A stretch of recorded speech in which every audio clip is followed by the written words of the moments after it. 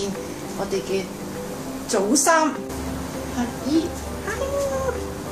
你哋會瞓喺呢度影啊！好啦，拜拜，拜拜，我哋出發。咁其實我哋仲有一位團友嘅，咁一行5人。咁由於工作太繁重嘅關係咧，佢就唔能夠自拍呢個短片俾我哋。不過我哋就擺翻張相就俾大家知道，仲有一位美女相伴我哋去呢個旅行。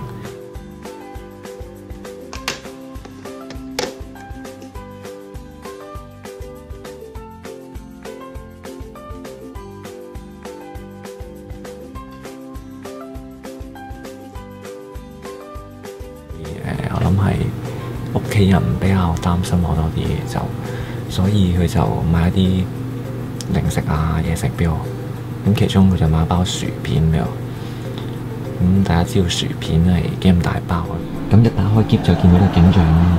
咁應該帶埋去好咧，定食咗佢咧，定係抌咗佢咧？我仲未決定到。咁其實今次有一定嘅危險性啦，始終去西藏。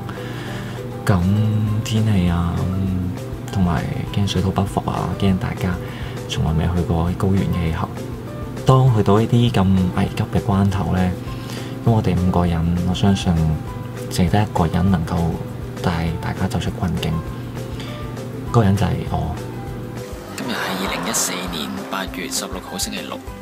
咁明天我哋將會出發，去西安，stay 1晚，然後呢就會飛去拉薩呢，就喺嗰度進行13日嘅畢業旅行，就為我哋呢個part time 2年嘅 part time degree 呢，就畫上句號嘅。就除咗多年啊，除咗一位同行團友除外咁樣嘅。我哋呢個條片呢，就係應我哋同行一位團友嘅要求呢，就係拍一條片去即係 share 下我哋執喼嗰啲情況咁樣嘅。咁睇啦，都係帶旅行會帶嘅嘢啦。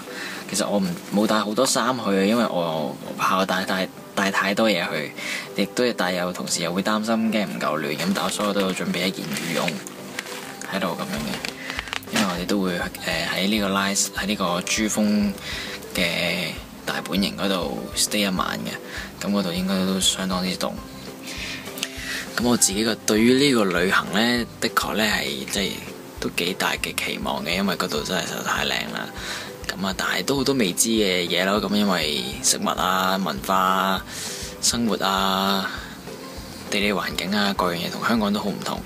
咁我自己其實冇睇好多資料啫，咁我要準備少少過去，咁可能夜晚有時間就可以睇啦。不過亦都有少少擔心嘅，因為嗰度嘅地理環境同埋即係嗰度高原就同香港好唔同啦。亦都唔知道會唔會有啲咩即係同行嘅，或者自己會唔會有啲咩生理嘅反應咁樣啦。咁希望一切都順利平安。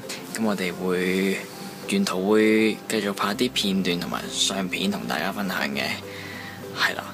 咁我哋暫時就咁樣先。